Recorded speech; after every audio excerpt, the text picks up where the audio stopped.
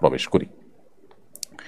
আমি দেখতে পাচ্ছি শুরুতে Labib and Lamisa UK life এই আইডি থেকে আপনি লিখেছেন, বাচ্চাকে 2 বছরের বেশি সময় বুকের দুধ খাওয়ালে কি পাপ হবে? না খাওয়ালে কান্নাকাটি করে এবং সিন ক্রিয়েট করে। বাচ্চাকে 2 বছর আমরা দুধ পান করাতে পারবো, আমাদের মায়েরা দুধ পান করাতে পারবেন। বুকের দুধ 2 বছরের বেশি যদি পান করানো হয় তাহলে সেক্ষেত্রে সেটা গুনাহ হবে, এটা জায়েজ হবে না।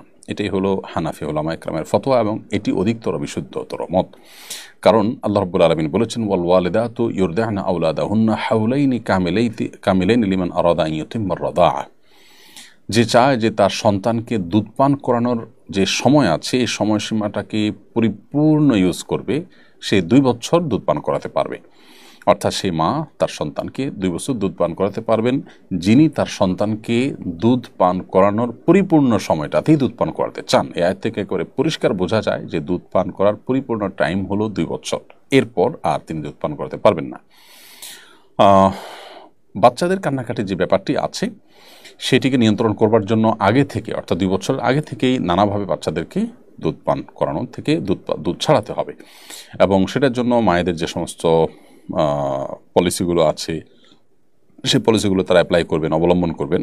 ধরুন 2 মাস বা 3 মাস আগে থেকে যদি আপনি শুরু করেন তাহলে সেক্ষেত্রে 2 বছরে এসে সেটাকে কন্ট্রোল করা কঠিন কোনো কাজ নয়। আর এর বাইরে হাম্বলি উলামা ইকরামের ফতোয়া রয়েছে এখানে ভিন্নতর। তারা মনে করেন যে 2 বছরের পরেও যতদিন ইচ্ছা ততদিন মা বাচ্চাকে দুধ খাওয়াতে পারেন, যতদিন ইচ্ছা ততদিনের কথা তারা বলেন, এমনকি বড় হওয়ার পরও দুধ পান করাতে পারবেন, এমন একটি মত হাম্বলি উলামা ইকরামের রয়েছে। সৌদি আরবের বর্তমান উলামা ইকরাম তারা এই মতটি পোষণ করে থাকেন। কিন্তু প্রথম উক্ত মত যেটি হানাফি উলামা ইকরামের মত, সেটি অধিকতর দলীয় দিক থেকে বিশুদ্ধ এবং শক্তিশালী।